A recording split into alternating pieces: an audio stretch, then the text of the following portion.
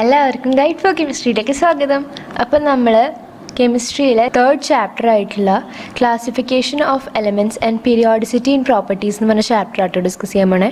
ഇതിൽ നമ്മൾ ഓരോ ടോപ്പിക്ക് ഡീറ്റെയിൽ ആയിട്ട് എക്സ്പ്ലെയിൻ ചെയ്യുകയും ചെയ്യും. ഒപ്പം പ്രീവിയസ് ഇയറിൽ ചോദിച്ച ക്വസ്റ്റ്യൻസും കൂടി നമ്മൾ ഡിസ്കസ് ചെയ്യും കേട്ടോ. അപ്പോൾ ഇതിനു മുമ്പ് നമ്മൾ ചാപ്റ്റർ 1ഉം ചാപ്റ്റർ 2ഉം അതായത് സം ബേസിക് കോൺസെപ്റ്റ്സ് ഓഫ് കെമിസ്ട്രിയും പിന്നെ സ്ട്രക്ചർ ഓഫ് ആറ്റമും ഓൾറെഡി അപ്ലോഡ് ചെയ്തിട്ടുണ്ട്. അതാരെങ്കിലും കാണാത്തവരുണ്ടെങ്കിൽ ആ ഐ ബട്ടൺ ഒന്ന് ക്ലിക്ക് ചെയ്യുക. അപ്പോൾ നിങ്ങൾക്ക് എൻ്റെ ആ പ്ലേ ലിസ്റ്റിലേക്ക് പോകാൻ സാധിക്കും. ഓക്കെ, അപ്പോൾ നമുക്ക് ചാപ്റ്ററിലേക്ക് കിടക്കാം. ഏർലിയർ ക്ലാസിഫിക്കേഷൻസ് 3 ക്ലാസിഫിക്കേഷൻസ് ഉണ്ട്. ഡോബറേനിയസ് classification, Newland classification, Mendeleev's classification. അതിൽ ഏറ്റവും ഇമ്പോർട്ടൻറ്റ് മെൻഡലീവിൻ്റെയാണ്. അത് കഴിഞ്ഞിട്ടാണ് നമുക്ക് മോഡേൺ പീരിയോഡിക് ടേബിൾ വരുന്നത്. ഓക്കെ, അപ്പോൾ ഡോബറേനിയസ് ക്ലാസിഫിക്കേഷൻ നോക്കാം. Johann and Dobereiner classified elements into small groups, each containing 3 elements. These small groups were called triads. അപ്പോൾ ഡോബറൈനർ എന്ത് ചെയ്തു എന്ന് വെച്ചാൽ എലമെൻസിനെ ചെറിയ ചെറിയ ഗ്രൂപ്പ്സ് ആക്കിയിട്ട് ക്ലാസിഫൈ ചെയ്തു. അതിൽ ഓരോ ഗ്രൂപ്പിലും 3 എലമെൻറ്റ്സ് ഉണ്ടായിരുന്നു. അങ്ങനെ 3 എലമെൻറ്റ്സ് ഓരോ ഗ്രൂപ്പിലുള്ള കാരണം അതിനെ ട്രൈഡ്സ് എന്ന് വിളിച്ചു. ഇനി അതിൻ്റെ എക്സാമ്പിൾ നമുക്ക് നോക്കാം. Lithium 7, sodium 23, potassium 39. ഇതൊരു ഗ്രൂപ്പ്. ഇനി അടുത്തത് കാൽഷ്യം 40, സ്ട്രോൺഷ്യം 88, ബേരിയം 137. ഇത് വേറൊരു ഗ്രൂപ്പ്. ഈ മിഡിൽ എലമെൻറ്റിൻ്റെ അറ്റോമിക് മാസ് എന്ന് പറയുന്നത് അതിൻ്റെ തൊട്ടപ്പുറത്തുള്ള 2 എലമെൻറ്റ്സിൻ്റെ മാസിൻ്റെ ആവറേജസ് എടുക്കുമ്പോൾ കിട്ടണതാണ് ഈ മിഡിൽ എലമെൻറ്റിൻ്റെ അറ്റോമിക് മാസ് എന്ന് പറയുന്നത്. So in triads the atomic mass of middle element is approximately the average of other 2 elements. അതാണ് ലോ ഓഫ് ട്രയഡ്സ് എന്ന് പറഞ്ഞത്. ഓക്കെ, അപ്പോൾ ലോ ഓഫ് ട്രയഡ്സ് എന്ന് പറഞ്ഞാൽ എന്താണ്? Middle element. ഇപ്പോൾ ഇവിടെ സോഡിയം എടുത്ത് നോക്കാം. സോഡിയം എടുക്കുമ്പോൾ ലിഥിയത്തിന് 7 ആണ് അറ്റോമിക് മാസ്, പൊട്ടാഷ്യത്തിന് 39 ആണ് അറ്റോമിക് മാസ്. ഇത് രണ്ടും കൂടി ആഡ് ചെയ്യൂ. 39 + 7 എന്ന് പറയുമ്പോൾ 46/2 എന്ന് പറയുമ്പോൾ 23 അല്ലേ? അതാണ് സോഡിയത്തിൻ്റെ മാസ്. പിന്നെ കാൽഷ്യവും ബേരിയാണ് സ്ട്രോൺഷ്യത്തിൻ്റെ അപ്പുറത്തിപ്പുറത്തായിട്ടുള്ളത്. അപ്പോൾ കാൽഷ്യത്തിൻ്റെ 40യും ബേരിയത്തിൻ്റെ 137ഉം കൂടി ആഡ് ചെയ്തിട്ട് നമുക്ക് കിട്ടുക 177 ആണ്. 177/2 എന്ന് പറയുമ്പോൾ 88ൻ്റെ അപ്രോക്സ് ആയിട്ട് വരുന്നില്ലേ? അതാണ് ലോ ഓഫ് ട്രയഡ്സ് പറയുന്നത്. Okay, this classification was applied to very few elements and so it was rejected. ഈ ക്ലാസിഫിക്കേഷൻ ചില എലമെൻറ്റ്സിന് മാത്രമേ ചെയ്യാൻ പറ്റുള്ളൂ. അതുകൊണ്ട് ഈ ക്ലാസിഫിക്കേഷൻ റിജക്റ്റ് ചെയ്തു. അപ്പോൾ ഇതാണ് ഇതിൻ്റെ ഡ്രോബാക്ക് എന്ന് പറയുന്നത്. കുറച്ച് എലമെൻറ്റ്സിന് മാത്രം അപ്ലിക്കബിൾ ആയതുകൊണ്ടാണ് ഇത് റിജക്റ്റ് ചെയ്യപ്പെട്ടത്. ഇതാണ് ഡോബറൈനേഴ്സ് ട്രേഡിൻ്റെ ടേബിൾ. കണ്ടു, 3 എലമെൻറ്റ്സ് ഒരു ഗ്രൂപ്പിൽ, അടുത്ത 3 എലമെൻറ്റ്സ് ഒരു ഗ്രൂപ്പിൽ, പിന്നത്തെ 3 എലമെൻറ്റ്സ് ഒരു ഗ്രൂപ്പിൽ. ഇതിൽ അറ്റത്തുള്ള അതായത് നടുവിൽ മിഡിൽ എലമെൻറ്റിൻ്റെ അറ്റോമിക് മാസ് കാണണമെങ്കിൽ അതിൻ്റെ അപ്പുറത്തുള്ള എലമെൻറ്റ്സിൻ്റെ മാസിൻ്റെ ആവറേജ് എടുക്കുക. അതായത് ഇതും കൂടി ആഡ് ചെയ്തിട്ട് /2 ചെയ്താൽ സോഡിയത്തിൻ്റെ കിട്ടും. ഇതും കൂടി ആഡ് ചെയ്തിട്ട് /2 ചെയ്താൽ സ്ട്രോൺഷ്യത്തിൻ്റെ കിട്ടും. ഇതും കൂടി ആഡ് ചെയ്തിട്ട് /2 ചെയ്താൽ ബ്രോമിയത്തിൻ്റെ അറ്റോമിക് മാസിൻ്റെ അപ്രോക്സ് എത്തും. ഓക്കെ, അതാണ് ലോ ഓഫ് ട്രയഡ്സ് പറയണത്. ന്യൂലാൻഡ്സ് ക്ലാസിഫിക്കേഷനാണ്. Newland arranged elements in the increasing order of their atomic mass. Newland എങ്ങനെയാണ് എലമെൻറ്റ്സിനെ അറേഞ്ച് ചെയ്തത്? അറ്റോമിക് മാസിൻ്റെ ഇൻക്രീസിങ് ഓർഡറിൽ തന്നെയാണ് അറേഞ്ച് ചെയ്തത്. He noted that the properties of every 8th element starting from a given element are similar to that of the first element. അതായത് ആൾ not ചെയ്തു എന്ത്? 8th എലമെൻറ്റിനും ഫസ്റ്റ് എലമെൻറ്റിനും സിമിലർ പ്രോപ്പർട്ടീസ് ഉണ്ടെന്ന് ആൾക്ക് മനസ്സിലായി.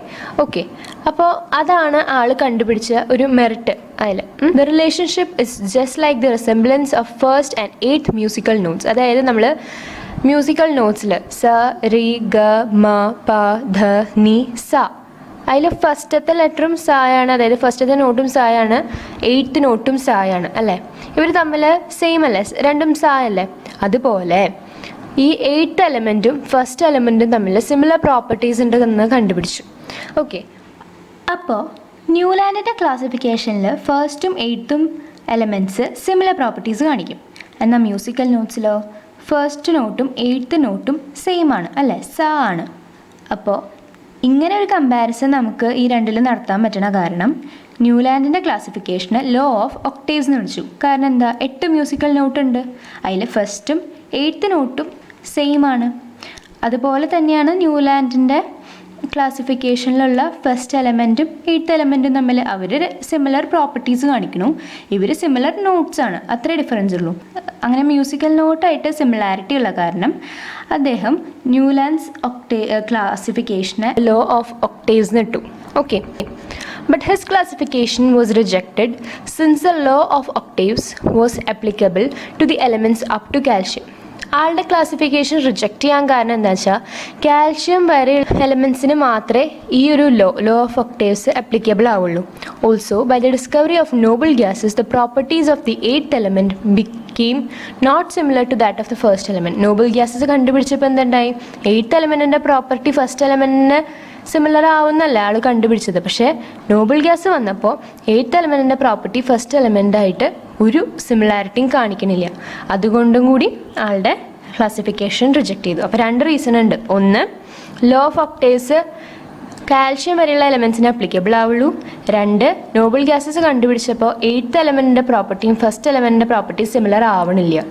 ഓക്കെ, അപ്പോൾ പക്ഷേ ഇതിൽ നിന്നും അധികം ക്വസ്റ്റ്യൻസ് ചോദിക്കാറില്ല. ഇൻ കേസ് ചോദിക്കുകയാണെങ്കിൽ നിങ്ങൾ അറിഞ്ഞിരിക്കണം. ഓക്കെ, ആളുടെ ടേബിൾ എന്ന് പറയുന്നത് ഇതായിരുന്നു. ന്യൂലാൻഡ്സ് ഒക്ടേവ്സ് കണ്ടു. 8 എലമെൻറ്റ്സ് ഉണ്ട് ഓരോ ഗ്രൂപ്പിലും. 1, 2, 3, 4, 5, 6, 7, 8.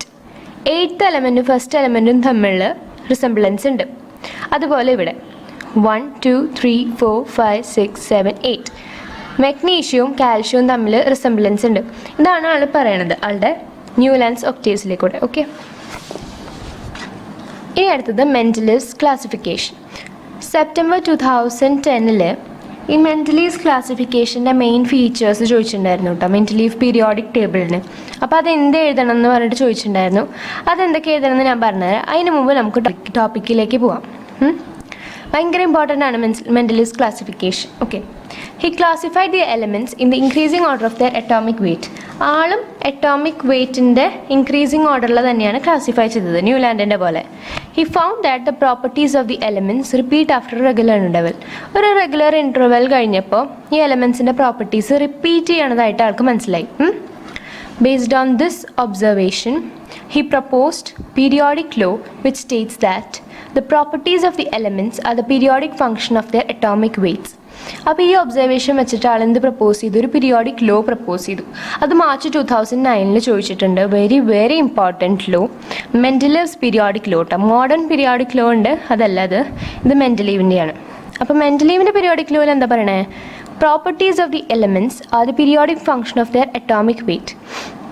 അതായത് ഓരോ എലമെൻറ്റ്സും അറ്റോമിക് വെയ്റ്റിനനുസരിച്ച് ഇൻക്രീസ് ചെയ്യും തോറും അവരുടെ പ്രോപ്പർട്ടീസ് ഒരു റെഗുലർ ഇൻ്റർവെലിന് ശേഷം റിപ്പീറ്റ് ചെയ്യാൻ തുടങ്ങും. അതാണ് ഇവിടെ പറഞ്ഞത്. Okay, that is when elements are arranged in the increasing order of their atomic weights their properties repeat after regular interval. എലമെൻറ്റ്സിനെ അതിൻ്റെ ഇൻക്രീസിങ് ഓർഡറിൽ, അറ്റോമിക് വെയ്റ്റിൻ്റെ ഇൻക്രീസിങ് ഓർഡറിൽ അറേഞ്ച് ചെയ്യുമ്പോൾ അവരുടെ പ്രോപ്പർട്ടീസ് ഒരു റെഗുലർ ഇൻ്റർവെലിന് ശേഷം റിപ്പീറ്റ് ചെയ്യാൻ തുടങ്ങി. ഓക്കെ, ഇനി Mendeleev arranged elements in the horizontal rows and vertical columns in such a way that the elements with similar properties occupied in the same group. Mendeleev എലമെൻസിനെ എങ്ങനെ arrange ചെയ്തു എന്നറിയോ? Horizontal raw. Horizontal raw എന്ന് വിളിക്കണമെങ്കിൽ അത് horizontal ആയിരിക്കണം അല്ലേ? Horizontal raw അതിനെ period എന്ന് വിളിച്ചു. വെർട്ടിക്കൽ കോളം അതിനെ ഗ്രൂപ്പ് എന്ന് വിളിച്ചു. ഹൊറിസോണ്ടൽ എന്ന് പറഞ്ഞാൽ ഇങ്ങനെ, വെർട്ടിക്കൽ എന്ന് പറഞ്ഞാൽ ഇങ്ങനെ. അപ്പോൾ ഹൊറിസോണ്ടൽ റോ ആയിട്ടുള്ള പീരീഡും വെർട്ടിക്കൽ കോളം ആയിട്ടുള്ള ഗ്രൂപ്പായിട്ടാണ് ആൾ എലമെൻസിനെ അറേഞ്ച് ചെയ്തത്. അപ്പോൾ എന്താണ് ഇതിൽ സിമിലർ പ്രോപ്പർട്ടീസ് ഉള്ളവർ സെയിം ഗ്രൂപ്പിലാവും. അതാണ് ആൾ ഉദ്ദേശിച്ചിരുന്നത്. സെയിം ഗ്രൂപ്പിലാവണമെങ്കിൽ അവർ ആ എലമെൻറ്റ്സ് തമ്മിൽ വല്ല സിമിലർ പ്രോപ്പർട്ടീസ് ഉണ്ടാവണം. അതാണ് ആൾ ഈ അറേഞ്ച്മെൻ്റ് കൊണ്ട് ഉദ്ദേശിച്ചത്. Okay, he mainly depends on the similarities in the empirical formula and the properties of compounds formed by the elements. ആള് സിമിലാരിറ്റീസ് എന്ന് പറഞ്ഞാൽ similarities in empirical formula. Empirical ഫോമുലയിൽ സിമിലാരിറ്റി ഉണ്ടാവണം. പിന്നെ ഈ എലമെൻറ്റ്സ് വഴി ഫോം ആവുന്ന ഓരോ കമ്പൗണ്ട്സിൻ്റെ പ്രോപ്പർട്ടീസും സിമിലർ ആയിരിക്കണം. അതാണ് ആൾ മെയിൻലി ഡിപ്പെൻഡ് ചെയ്തത് സിമിലാരിറ്റി എന്ന് ഉദ്ദേശിക്കുമ്പോൾ. He realized that some of the elements did not fit in with his scheme of classification if the order of increasing atomic weight was strictly followed. So, he ignored the order of atomic weights and placed the elements with similar properties together. അപ്പോൾ അങ്ങനെ atomic വെയ്റ്റിൻ്റെ increasing ഓർഡറിൽ ആൾ classify ചെയ്തപ്പോൾ ആൾക്ക് എലമെൻസിനെ അങ്ങനെ ആ ഒരു സ്കീമിൽ ആൾക്ക് ഫിറ്റ് ചെയ്യാൻ പറ്റിയില്ല. അപ്പോൾ ആൾ എന്ത് ചെയ്തു? അറ്റോമിക് വെയ്റ്റ്സിൻ്റെ ഓർഡറിൽ വെച്ചിട്ട് ക്ലാസിഫൈ ചെയ്യണം നിർത്തി. എന്നിട്ട് സിമിലർ പ്രോപ്പർട്ടീസ് ഉള്ള എലമെൻറ്റ്സ് ഏതാണോ അതിനെ ഒരുമിച്ച് വെച്ചു. അങ്ങനെയാണ് ആൾ ചെയ്തത്. Okay, so when Mendeleev proposed his periodic table, some of the elements were not discovered. All periodic table propose ചെയ്ത സമയത്ത് ചില എലമെൻറ്റ്സിനെ ഒന്നും കണ്ടുപിടിച്ചിട്ടുണ്ടായിരുന്നില്ല. അപ്പോൾ എന്ത് ചെയ്തു ആൾ? He left some vacant spaces for them in the periodic table and predicted some of their properties. ആൾ എന്ത് ചെയ്തു?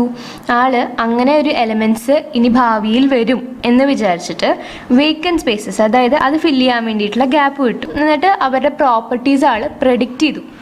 ഇന്ന പ്രോപ്പർട്ടീസ് ആയിരിക്കും അവർക്ക് ഉണ്ടാവുക എന്ന് പറഞ്ഞിട്ട്. For example, both gallium and germanium were not discovered. He named it as a.Aluminium and a.Silicon. അതായത് gallium ജെർമാനിയം ഒന്ന് മെൻഡലീവിൻ്റെ കാലത്ത് ഡിസ്കവേർഡ് ആയിരുന്നില്ല, കണ്ടുപിടിച്ചിട്ടുണ്ടായിരുന്നില്ല. അപ്പോൾ ആൾ എന്ത് ചെയ്തു? ഗാലിയത്തിന് പകരം a.Aluminium എന്നിട്ടു. പിന്നെ ജെർമാനിയത്തിന് പകരം a.Silicon എന്ന് ഇട്ടു. Okay, these elements were discovered later and found that Mendelev's predictions were correct. ഈ എലമെൻസിനെ പിന്നീട് കണ്ടുപിടിച്ചു. എന്നിട്ട് അവർക്കപ്പോൾ മനസ്സിലായി എന്താണ് മെൻഡലീവ് പ്രെഡിക്റ്റ് ചെയ്തത് ശരിയാണെന്ന് മനസ്സിലായി. അപ്പോൾ ഇനി ആളുടെ മെറിറ്റ് നോക്കാം. Merits: it was the first comprehensive classification of elements. അതായത് എലമെൻറ്റ്സിനെ ശരിയായിട്ടൊരു രീതിയിൽ ഒരു അറേഞ്ച്മെൻറ്റിൽ വെച്ച് ക്ലാസിഫൈ ചെയ്തത് മെൻഡലീവാണ്. രണ്ടാമത്തെ, he corrected the wrong atomic weights of some elements and placed them in the correct position in the periodic table. ആൾ ചില തെറ്റായിട്ടുള്ള atomic weight, ചില എലമെൻറ്റ്സിന് തെറ്റായിട്ടുള്ള അറ്റോമിക് വെയ്റ്റ്സ് ഉണ്ടായിരുന്നു, അത് കറക്റ്റ് ചെയ്ത് പീരിയോഡിക് ടേബിൾ ഒരു പെർഫെക്റ്റ് പൊസിഷൻ അതിന് കൊടുത്തു. മൂന്നാമത്, he left vacant spaces or places for undiscovered elements and predicted some of their properties. ആൾ സ്പേസ് വിട്ടു, ഗ്യാപ്പ് വിട്ടു. അൺഡിസ്കവേർഡ് ആയിട്ടുള്ള എലമെൻറ്റ്സിനെ, കണ്ടുപിടിക്കാത്ത എലമെൻറ്റ്സിന് വേണ്ടിയിട്ട് ഗ്യാപ്പ് വിട്ട് അവരുടെ പ്രോപ്പർട്ടീസ് ആൾ പ്രെഡിക്റ്റ് ചെയ്തു, which came true later. Okay, ഇനി നാലാമത്തെ പ്രോപ്പർട്ടി എന്ന് പറയുന്നത് മെറിറ്റ് എന്ന് പറയുന്നത്, elements with similar properties are placed in same group. Similar properties ഉള്ളവരെ സെയിം ഗ്രൂപ്പിൽ തന്നെയായിട്ടാണ് ആൾ ക്ലാസിഫൈ ചെയ്തത്. ഇനി ആളുടെ ഡീമെറിറ്റ് നോക്കാം.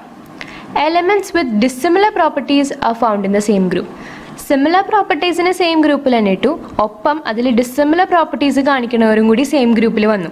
അത് ആളുടെ ഒരു ഡീമെറിറ്റാണ്. ഇനി അടുത്തത്, he could not give an exact position for hydrogen. Hydrogen ഒരു പെർഫെക്റ്റ് പൊസിഷൻ ആൾക്ക് കൊടുക്കാൻ പറ്റിയില്ല. ഇനി മൂന്നാമത്തെ, he could not give the exact position for lanthanoids and actinoids and also for isotopes. ഐസോടോപ്സിനായാലും ആക്ടിനോയിഡ്സിനായാലും ലാന്തനോയിഡ്സിലായാലും ഒരു എക്സാക്ട് പൊസിഷൻ അതിന് കൊടുക്കാൻ പറ്റിയില്ല. നാലാമത്, his periodic table did not strictly obey the increasing order of atomic weights. Atomic വെയ്റ്റിൻ്റെ increasing ഓർഡറിൽ place ചെയ്യണതിന് ആൾ strictly follow ചെയ്തില്ല. നമ്മൾ പറഞ്ഞില്ലേ, ഇൻക്രീസിങ് ഓർഡർ ഓഫ് അറ്റോമിക് വെയ്റ്റിൽ ക്ലാസിഫൈ ചെയ്തപ്പോൾ ആൾക്ക് ചില എലമെൻറ്റ്സ് ഒന്നും ഫിറ്റ് ആവണില്ല. അപ്പോൾ ആൾ എന്ത് ചെയ്തു? പ്രോപ്പർട്ടീസിനെ ബേസ് ചെയ്തിട്ട് ആൾ അറേഞ്ച് ചെയ്യാൻ തുടങ്ങി. അപ്പോൾ അത് ആളുടെ ഒരു ഡീമെറിറ്റ് അല്ലേ? അതെ. ഇനി മെൻഡലീവിൻ്റെ പീരിയോഡിക് ടേബിൾ കാണിച്ചു തരാം കേട്ടോ.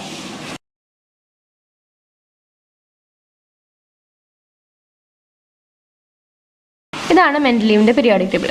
കണ്ടു, ഹൈഡ്രജൻ ഒരു പെർഫെക്റ്റ് പൊസിഷൻ ആൾക്ക് കൊടുക്കാൻ പറ്റിയില്ല. അപ്പോൾ ഇനി നമുക്ക് main features of Mendeleev's periodic table September 2010 ചോദിച്ചതാണ്. അതിൻ്റെ ആൻസർ എങ്ങനെയാണ് എഴുതേണ്ടതെന്ന് പറഞ്ഞുതരാം. ഓക്കെ, ഈ പോയിന്റ് എഴുതുക. He classify the elements in the increasing order of their atomic weight. Okay, ആ പോയിന്റ് എഴുതുക. പിന്നെ എഴുതേണ്ട പോയിന്റ് എന്ന് പറയുന്നത്, he propose the periodic law which states that the properties of the elements are the periodic function of their atomic weight. Okay, ആ ഒരു point എഴുതുക. പിന്നെ എഴുതേണ്ട പോയിന്റ് എന്ന് പറയുന്നത്, Mendeleev arranged elements in the horizontal row, that is spirit, and vertical columns group in such a way that the elements with similar properties occupied in the same group. ഇത് വരെ എഴുതുക. പിന്നെ എഴുതേണ്ടത് ഈ ഒരു പോയിന്റാണ്, ഈ ഗ്രീൻ ക്ലൗഡിലിട്ട പോയിന്റ്. പിന്നെ എഴുതേണ്ടത് ഇതാണ്, he left some vacant spaces for them in the periodic table and predicted some of their properties. ഈ ഒരു എക്സാമ്പിളും കൂടി ഇൻക്ലൂഡ് ചെയ്യാം. ഓക്കെ, ഇത്രയാണ് എഴുതേണ്ടത്. എപ്പോഴാണ് നമ്മൾ അങ്ങനത്തെയൊക്കെ എഴുതേണ്ടത്? Main features of Mendeleev's periodic table ചോദിക്കുമ്പോൾ സെപ്റ്റംബർ 2010 ചോദിച്ചിട്ടുണ്ട്. റിപ്പീറ്റ് ചെയ്യാൻ ചെറിയൊരു ചാൻസ് ഉണ്ട്. ഓക്കെ, അപ്പോൾ അത് പഠിച്ചു വയ്ക്കുക. അപ്പോൾ ഇനി എന്താണ് മോഡേൺ പീരിയോഡിക് ടേബിളിൽ പറഞ്ഞേക്കണേന്ന് നോക്കാം. Henry Moseley's work on atomic spectra of elements proved that the atomic number is a more fundamental property than atomic mass. അപ്പോൾ ഹെൻറി മോസ്ലിൻ്റെ അറ്റോമിക് സ്പെക്ട്ര ഓഫ് എലമെൻറ്റ്സ് എന്നുള്ള ആ ഒരു വർക്കിൽ ആൾക്ക് മനസ്സിലായി അറ്റോമിക് നമ്പറാണ് അറ്റോമിക് മാസിനെക്കാട്ടും കൂടുതൽ ഫണ്ടമെൻ്റൽ ആയിട്ടുള്ള ഒരു പ്രോപ്പർട്ടി എന്ന് മനസ്സിലായി. അപ്പോൾ ആ ഒരു ഒബ്സർവേഷനിൽ വെച്ചിട്ട് മെൻഡലീവിൻ്റെ പീരിയോഡിക് ലോനെ മോഡിഫൈ ചെയ്തു. എന്നിട്ട് എങ്ങനെ എഴുതി modern periodic law? The physical and chemical properties of the elements are the periodic function of their atomic number നേടി. മെൻഡലീവിൻ്റെ പീരിയോഡിക് ലോയിൽ എന്താ പറഞ്ഞിരുന്നത്? The properties of the elements are the periodic function of their atomic mass എന്നാണ് പറഞ്ഞത്. ഇവിടെ പറഞ്ഞേക്കുന്നത് the physical and chemical properties of the elements are the periodic function of their atomic number എന്നാണ്. Okay, ഇതിനെയാണ് നമ്മൾ മോഡേൺ പീരിയോഡിക് ലോ എന്ന് വിളിക്കുക. ഇനി അടുത്ത point, in the periodic table the elements R arranged in the increasing order of the atomic number. ഇപ്പോൾ പറഞ്ഞ പോലെ പീരിയോഡിക് ടേബിളിൽ എലമെന്റ്സിനെ അറേഞ്ച് ചെയ്തിരിക്കുന്നത് അറ്റോമിക് മാസിന്റെ ബേസിസിലല്ല, പകരം അറ്റോമിക് നമ്പറിന്റെ increasing ഓർഡറിലാണ്. It contains 7 horizontal rows called periods and 18 vertical columns called groups. അപ്പോൾ 7 horizontal rows ആയിട്ടുള്ള period ഉണ്ട്, അതായത് ഇങ്ങനെ. പിന്നെ 18 vertical columns ആയിട്ടുള്ള ഗ്രൂപ്പ്സ് ഉണ്ട്. ഇനി അടുത്ത point, elements having similar outer electronic configurations are arranged in the same group or family. Similar outer electronic configurations ഉള്ളവരെ സെയിം ഗ്രൂപ്പിലാക്കി. പ്രോപ്പർട്ടീസിനെ ബേസ് ചെയ്യാണ്ട് electronic configuration, outer electronic configuration ഏത് എലമെൻസിനൊക്കെയാണോ സിമിലർ അവരൊരു ഗ്രൂപ്പിലാക്കി അല്ലെങ്കിൽ ഒരു ഫാമിലിയിലാക്കി. ഗ്രൂപ്പ്സിനെ 1 to 18 വരെ നമ്പർ ചെയ്തിട്ടുണ്ട്. ഓക്കെ, ഇനി ഞാൻ നിങ്ങൾക്ക് പീരിയോഡിക് ടേബിൾ കാണിച്ചു തരാം. അപ്പോൾ കുറച്ചും കൂടി വ്യക്തമായിരിക്കും. നമ്മൾ ഒരു കാര്യം എക്സ്പ്ലെയിൻ ചെയ്യുമ്പോൾ അത് നമുക്ക് വിഷ്വലായിട്ട് കാണാൻ പറ്റിയ അത്രയും ഗുണമാണ്.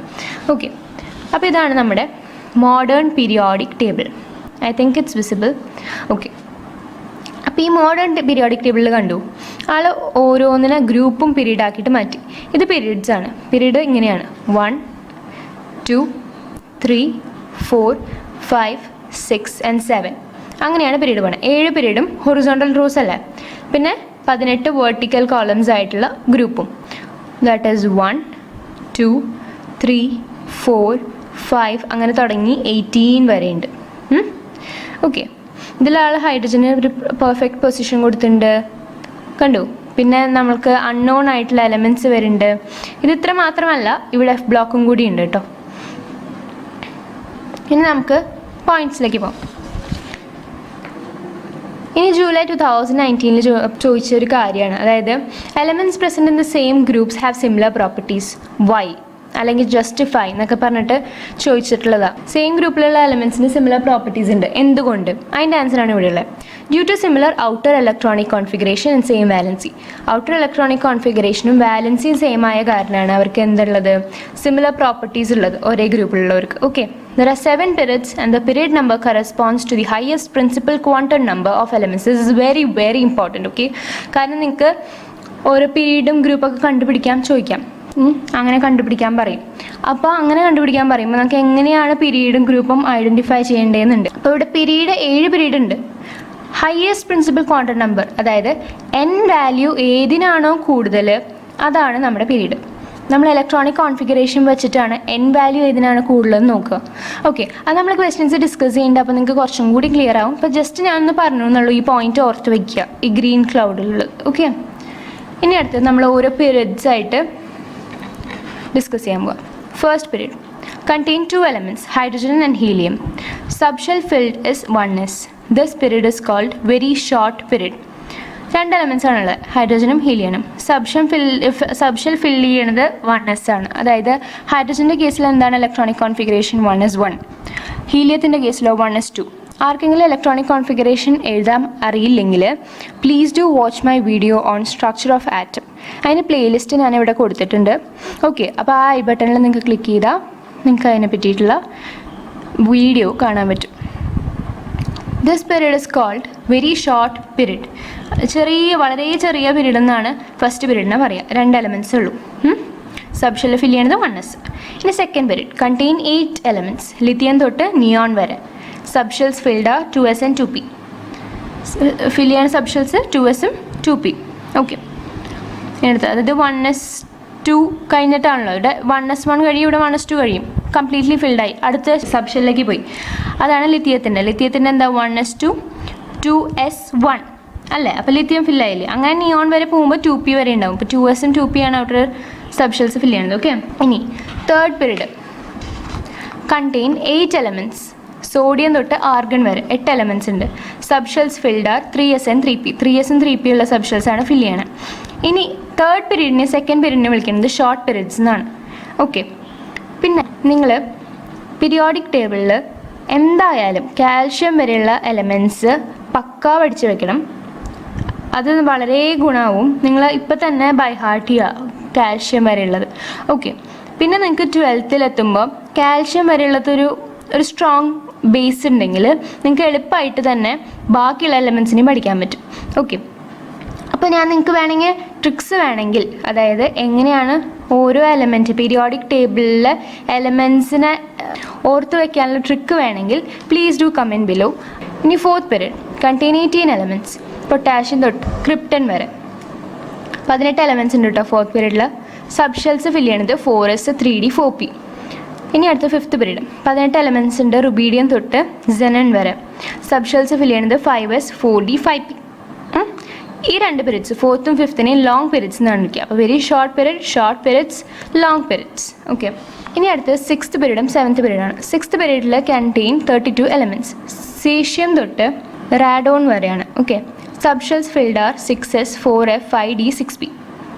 This is the longest period in the periodic table and is called the monster period. ഏറ്റവും വലിയ പീരീഡ് ഇതായ കാരണം ഇതിനെ മോൺസ്റ്റർ പീരീഡ് എന്ന് വിളിക്കും. ഇനി 7th period can accommodate 32 elements. Subshells filled are 7s 5f 6d 7p. Incomplete period ആണ്, incomplete period എന്നാണ് ഇതിനെ വിളിക്കുക. ഇനി the 14 elements of the 6th 7th periods are placed in separate rows below the main body of periodic table. These are together called inner transition elements. അപ്പോൾ periodic ടേബിളിൽ 6th 7th പീരീഡിനെ നമ്മൾ ഒരു separate റോയിലാണ് periodic ടേബിളിൻ്റെ താഴെയായിട്ടാണ് place ചെയ്യുക. അതിനെയാണ് inner transition elements എന്ന് പറയുക. ഇനി അടുത്തത് the 14 elements of the 6th from cerium to lutetium are called lanthanides or lanthanons or lanthanoids or rare earths. അപ്പോൾ 14 എലമെൻറ്റ്സ് 6th പീരീഡിൽ 14 എലമെൻറ്റ്സ് സിറിയം തൊട്ട് ലുറ്റീറ്റിയം വരെയുള്ളതിനെ ലാന്തനോയിഡ്സ് അല്ലെങ്കിൽ ലാന്തനൈഡ്സ് അല്ലെങ്കിൽ ലാന്തനോൺസ് അല്ലെങ്കിൽ റെയർ എർത്ത് എന്നൊക്കെയാണ് വിളിക്കുക. The 14 elements of the 7th period thorium തൊട്ട് ലോറൻസിയം വരെ ആക്ടിനൈഡ്സ് അല്ലെങ്കിൽ ആക്ടിനോൺസ് അല്ലെങ്കിൽ ആക്ടിനോയിഡ്സ് എന്നാണ് വിളിക്കുക. ഞാൻ കാണിച്ചു തരാം കുറച്ചും കൂടി ക്ലിയർ. ഇത് കണ്ടു, ഇതാണ് 6th പീരീഡ്, ഇതാണ് 7th പീരീഡ്. അപ്പോൾ 6th പീരീഡിലെ സിറിയം തൊട്ട് ലുറ്റീറ്റിയം വരെയുള്ളതിനെയാണ് ഇവിടെ കൊണ്ടിട്ടാണ്.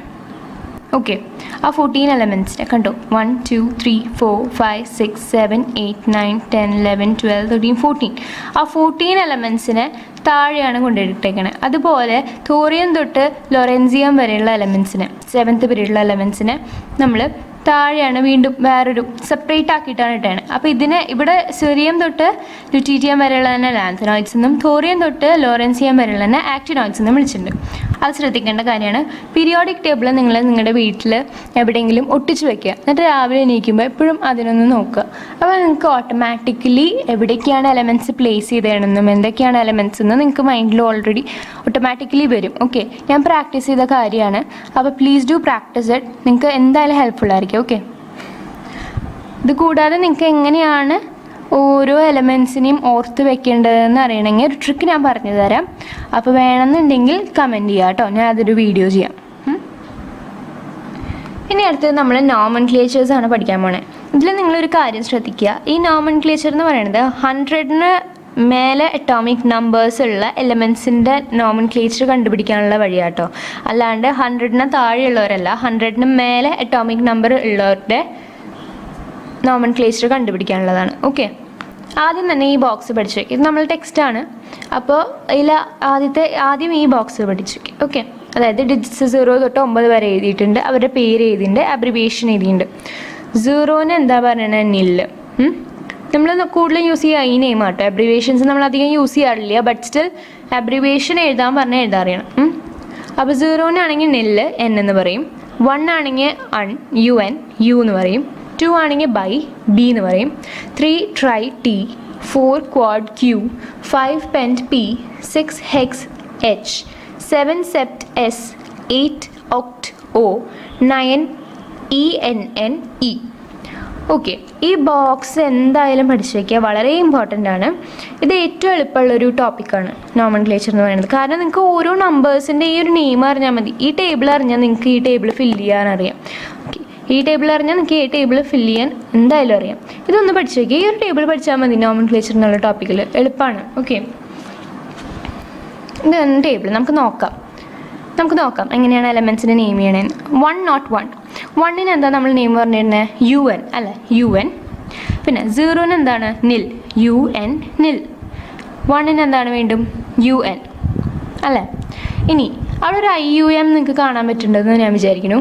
ആ IUM എന്താണെന്ന് വെച്ചാൽ ഓരോന്നിനും 100-ന് മേലെയുള്ള അറ്റോമിക് നമ്പറുള്ള എലമെൻസിൻ്റെ നോമൻക്ലേച്ചർ എഴുതുമ്പോൾ ലാസ്റ്റ് അത് എൻഡ് ചെയ്യേണ്ടത് IUM എന്നുള്ള ആ 3 ലെറ്റേഴ്സിലാണ്. ഓക്കെ, അതായത് ഇപ്പോൾ നിങ്ങൾക്ക് 101 കിട്ടി, അപ്പോൾ അൺ, നിൽ, അൺ, പിന്നെ ഇയും കൂടിയും ചേർക്കുക.